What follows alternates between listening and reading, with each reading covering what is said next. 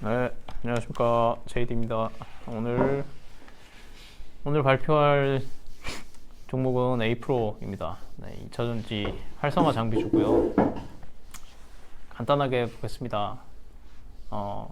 에이프로 회사는 2차전지 배터리의 활성화 공정에서 후공정에 해당하는 그 충방전기를 주로 하는 장비 전문 제조기업입니다.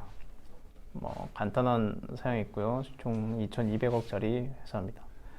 근본적으로 에이프로가 전력 변환 기술, 회로 기술을 보유하고 있는데, 처음에 사업을 시작한 것 자체가 SMPS 전력 변환기 아니면 그 파워 관련한 부품들을 생산하다가 2차 전지 시장이 개화하면서 이쪽으로 업종을 조금 확장한 케이스입니다. 그래서 2차 전지 생산 공정에서 후공정 쪽 활성화 공정에 해당하는 장비들을 납품을 하는데, 일반 충방전기나 그리고 또 당사 주요 제품인 고온 가압 충방전기, 그리고 그 외에 테스트 장비 여러 가지를 납품을 하고요.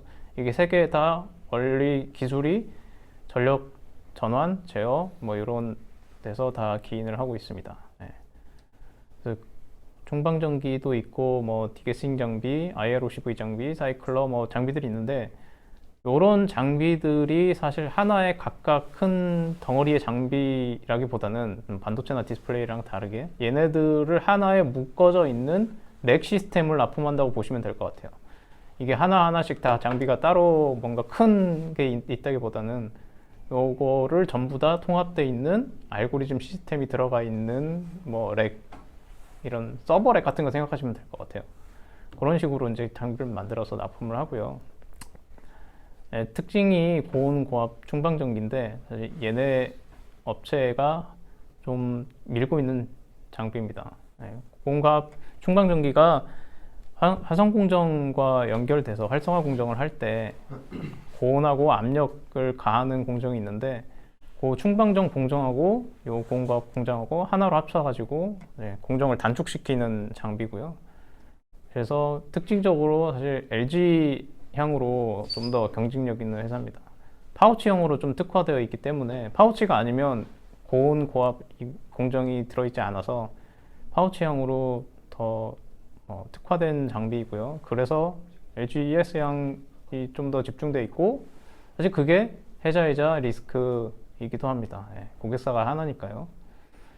그래서 처음에 아까 말씀드린 대로 SMPS나 전력 인버터 이런 거 만들던 회사가 이제 2차 전지 활성화 장비를 시작을 한 거죠.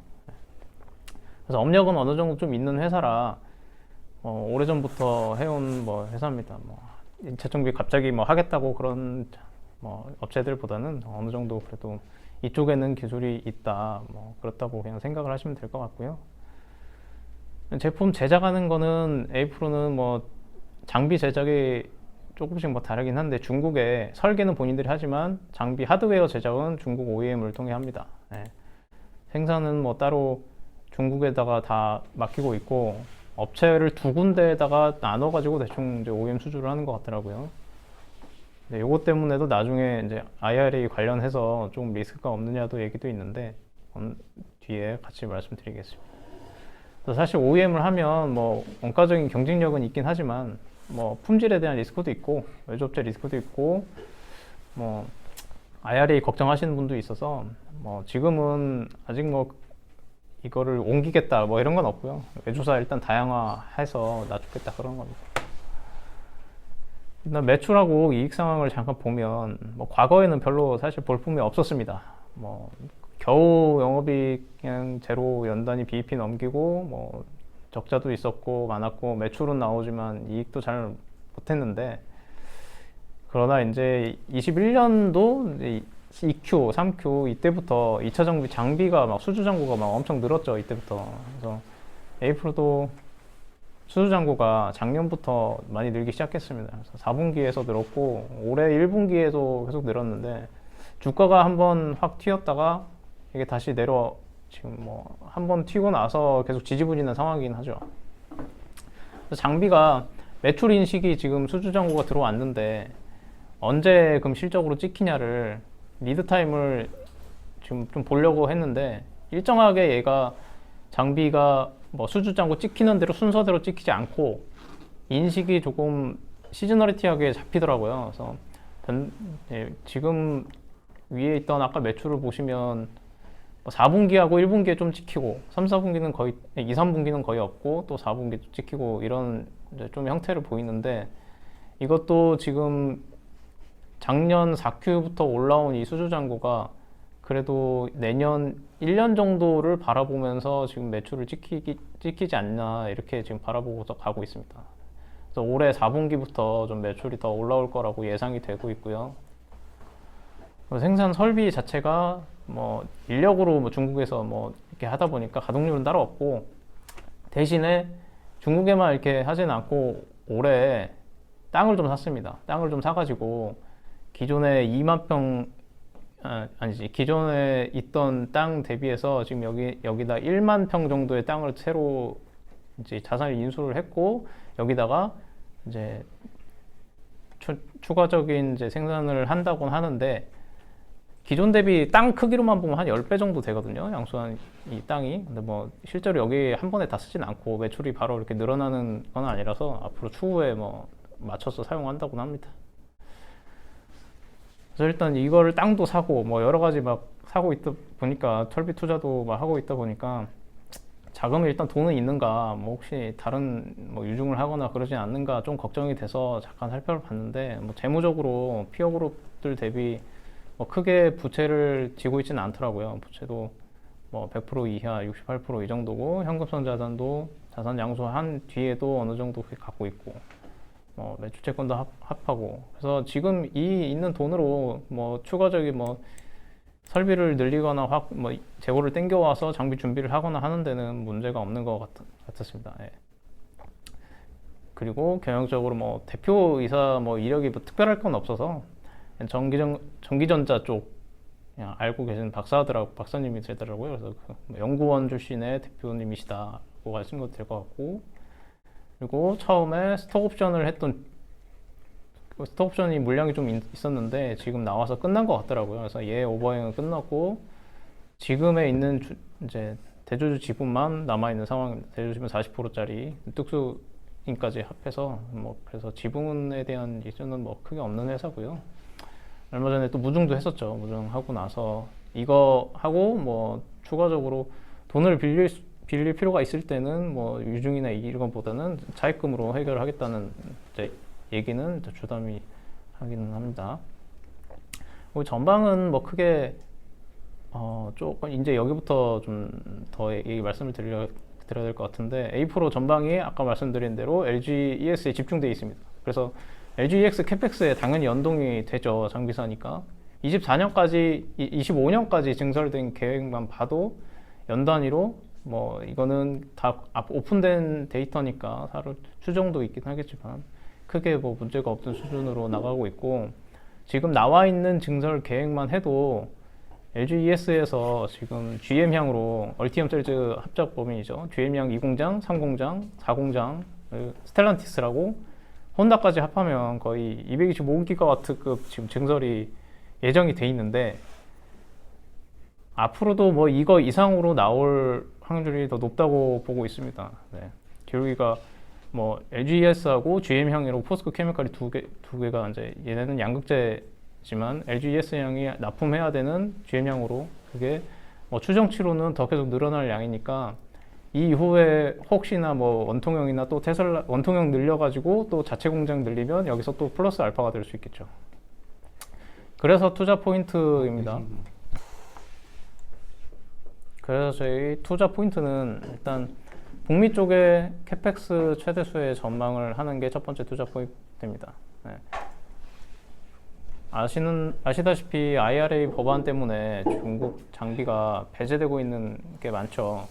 그래서 LG 에너지솔루션에도 LG 그 중국 한커가 들어가던 장비가 있다가 이게 5대5 비율이 사실 한커가 좀 더 많았다가 5대5 비율은 한커와 그 외 공정 장비인데 A-프로는 아니고 외 공정 장비인데 한커가 1공장이 오하이오 공장이 한커가 없이 전량이 이제 저희 쪽으로 당사로 물량이 나와서 사실 이 이후에도 그럼 중국 리스크를 없애기 위해 중국산 장비를 배제를 하고 A프로에 이제 이 물량을 먹을 수 있겠다라는 게 첫 번째 투자 아이디어입니다. 그래서 1공장형으로 수주된 금액 자체가 총 971억인데 이 공장이 35기가와트니까 28억 정도 수주 나오긴 합니다. 요거는 이제 보고서에도 나오는 내용인데 증설 예정 물량이 확정된 것만 일단 보수적으로 제가 잡은 거예요. 225기가와트. 뭐 리포트에서는 이것보다 좀 더 크게 보던데 지금 보수적으로 봐서 요 225기가와트짜리의 물량이면 총 6,300억이고 이게 25년도까지니까 뭐 균등하게는 아니고 점점 늘어나겠죠. 내년도에는 좀 얼마, 내후년도 얼마 합해서 일단은 6,300억이고 또 추후에 나올 또 규모가 225기가와트보다는 더 플러스 알파를 보고 있으니 뭐 어느 정도 보수적으로 보시면 될 것 같고요. 그리고 뭐 이후에 사실 미국만이 지금 이 규모인 거고 기존에도 에이프로는 유럽이나 중국 쪽에도 뭐 다른 기타 지역에도 나가는 물량들이 있었기 때문에 특히나 뭐 유럽 쪽에도 지금 나가는 게 있어서 뭐 이 이후에 플러스 유럽이나 다른 데 나가면 이 6,300억에 좀 더 붙을 수 있는 여력이 충분히 있다라고 예상합니다. 네, 그리고 두 번째 포인트가 폐배터리 검사 장비 사업인데요. 활성화 2차 전지 제조 공정 중에 뭐 전극 공정도 있고 다른 공정도 있는데 활성화 공정 이유가 이 폐배터리 쪽 쓰일 수 있는 확장성 때문입니다. 네. 폐배터리 사업 기업들이 요즘에 밸류가 굉장히 높고 뭐 폐배터리만 붙으면 또 주가가 계속 팍팍 튀는데 얘네들이 폐배터리 쪽에 활용이 되는 이제 장비다 보니까 뭐 사이클러 장비라고도 사람들은 알고 있더라고요. 그래서 이 사이클러 장비나 뭐 추가적인 폐배터리를 선별을 하는 장비를 이제 추후에 뭐 개발이나 해서 뭐 합작을 해가지고 이제 폐배터리 쪽으로 충분히 사용될 여지가 크다 그렇게 보고 있고요. 그래서 뭐 원익은 저쪽 성일하이텍하고 MOU를 했고 뭐 따로 에이프로는 뭐 이쪽에 MOU를 하진 않았지만 LGES 쪽이랑 뭐 랩실 수준으로 지금은 하고 있는 수준인 것 같습니다. 네. 그리고 요거는 이따가 질문 보면서 말씀드리고 그리고 세 번째가 자회사 에이프로 세미콘이 GA인 전력 반도체 사업을 하고 있는 건데요. 이 활성화 장비 공정을 아까 고른 이유였고 지금은 이제 에이프로를 고른 이유가 사실 여기에 또 있는데 이 에이프로 세미콘에서 GA인 반도체, 에피 반도체를 만드는데 지금도 이제 실적이 아직은 찍히진 않지만 앞으로 전력 반도체가 계속 좀 더 총매적으로 나올 화제이기도 하고 지금 8인치까지 설계 기술은 있다고 하니 오히려 얘네가 에피웨이퍼를 생산을 하면 DB하이텍과 MOU를 맺었는데 이 DB하이텍으로 나중에 파운드리를 맡겨서 어느 정도 본인들이 쓸 이 충전 전기에 쓸 물량을 먼저 이걸로 확보를 할 거라고 하고요. 이 이후에 뭐 물량이 파운드리에서 나오면 이제 뭐 이게 실적이나 뭐 매출로 찍히기에도 충분한 여력이 있지 않을까. 뭐 시간은 걸리겠지만요. 그래서 어느 정도 총매로 충분히 작용할 수 있는 부분이다라고 해서 이 GI 반도체 전력 반도체 사업을 하는 거를 좋게 봤습니다. 네. 그래서 결국 뭐 에이프로 세미콘, 에이프로 장비, 하이텍 순으로 뭐 파운드 쪽으로 가지 않을까 싶고요. 리스크입니다. 리스크가 뭐 장비사들이 그렇듯 이 아까 추정한 매출도 그렇고 225기가와트 그 공장들도 그렇고 이게 뭐 중간에 문제가 생기거나 노이즈가 생기면 증설 지연이 되거나 아니 뭐 추정치가 하향되거나 그러면 당연히 좋지 않겠죠. 시열이 늘어지니까 그건 좋지 않고 뭐 인력도 지금 해외에서 부족하다고 하고 공장 짓는 것들 대비 뭐 단기간에 다 뽑아올 수 있는 인력도 없고 북미 실제로 뭐 경제가 침체돼서 전기차 판매량에 대한 뭐 침투율이 낮아지거나 뭐 그렇다면 좀 공장이 지연될 수도 있고요. 만드는. 그리고 두 번째가 원통형 전지 얘기도 나와서 원통형 전지가 개화인데 최근 테슬라가 4680 때문에 원통형이 주목을 많이들 받고 있긴 합니다. 그래서 주가도 최근에 삼성 SDI나 뭐 그 밑에 밴드사들이 좋기는 했고요. 네, 제가 이제 개인적으로 생각하는 부분은 MS 측면에서 원통형하고 파우치형하고 각형은 탈락을 했고 탈락 중에서 MS로 따지면 사실 원통형이 조금씩 올라오는 건 맞습니다. 원통형의 물량이 점점 늘어나고 있고 LG에서도 원통형을 준비를 하고 있는데 문제는 단순히 얘네가 시장이 막힌 시장에서 파이를 나눠 먹는 게 아니라 파우치도 이미 증설된 계획대로 계속 증설을 하고 있고 원통형은 거기에 테슬라 향으로서 증설을 하는 거니 사실 테슬라 밖에 지금 원통형을 안 쓰거든요. 나머지 GM향이나 유럽향이나 아니면 뭐 혼다든 얘네들은 다 지금 파우치로 기존 설계가 되어 있고 그 설계를 바꾸려면 최소 설계에서 양산까지 5년의 시간 이상 걸립니다. 그 안에 지금 당장에 뽑아야 되는 물량은 파우치로 이미 확정된 상황이에요. 그렇기 때문에 지금 25년까지 시장에서 나와 있는 장비가 들어가는 계획은 사실 원통형이나 파우치형이나 지금 계획된 대로 나갈 거기 때문에 그래서 앞으로 이 A 프로가 찍힐 거에 원통형이 뜬다고 영향을 크게 받을까라는 좀 의문이 있습니다. 그래서 일단 리스크로 넣었지만 크게 문제가 되지는 않을 것이다 라고 저는 생각하고 있습니다. 그리고 나가되고 있고 그리고 이 부분도 중요한데 새로운 경쟁사의 진입이겠죠. 충방전 뭐 이 설비 자체가 해자가 그렇게 많지 않다는 건 많이 아실 겁니다. 뭐 경쟁도 치열해서 영업이익률도 별로 안 나오고요.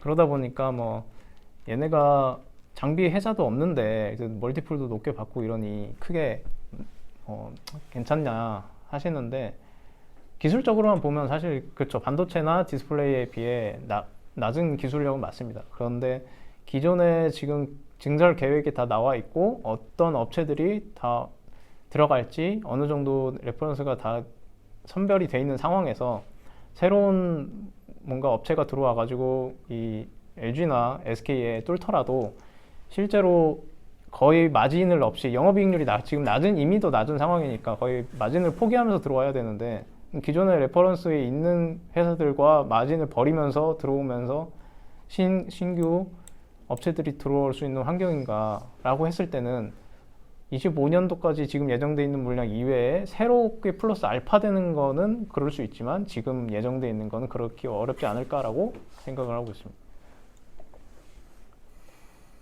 네, 그래서 경쟁사들 이미 있는 경쟁사들을 그래서 잠깐 비교를 했는데 뭐 활성화공정은 아까 위에서 잠깐 봤으니까 제가 금방 넘어가고요.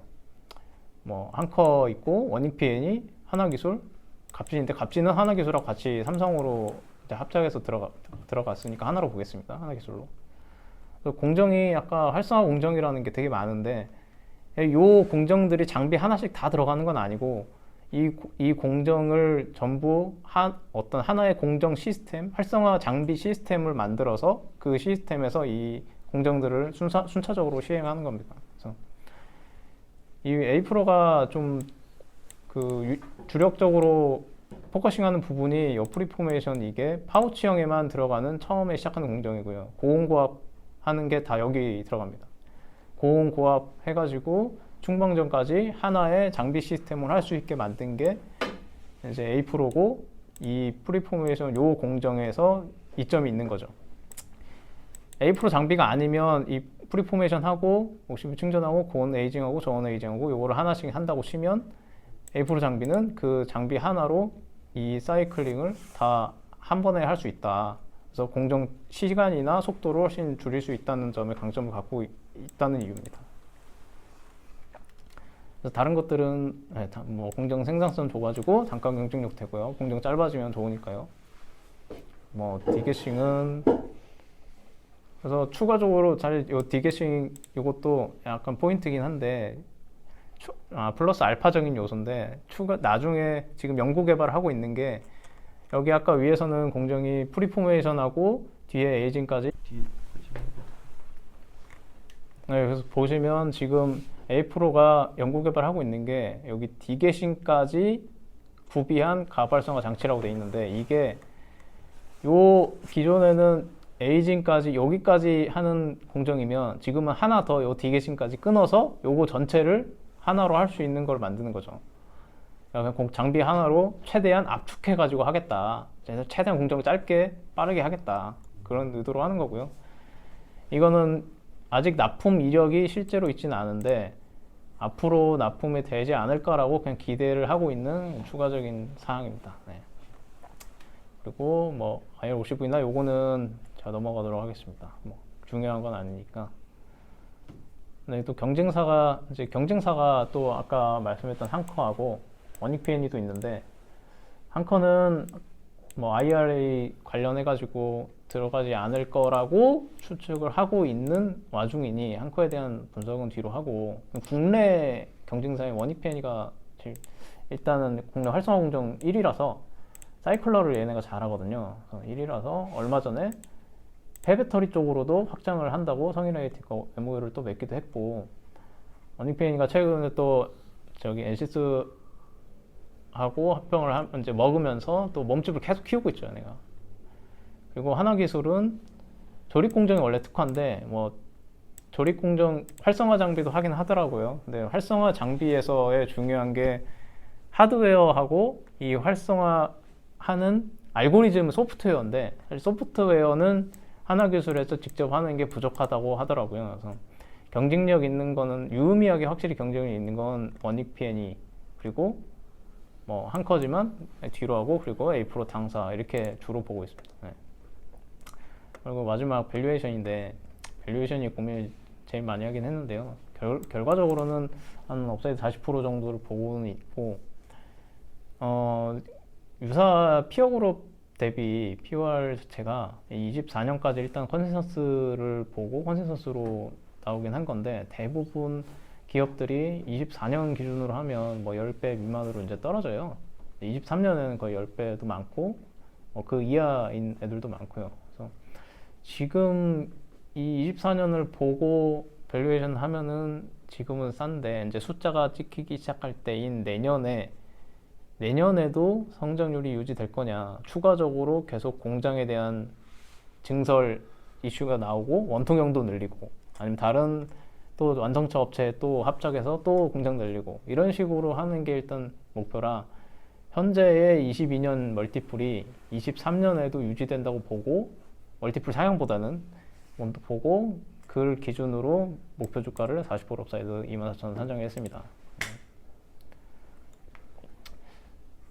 네, 그러면 발표는 밸류에이션까지 해서 여기서 마치도록 하겠습니다. 네, 감사합니다.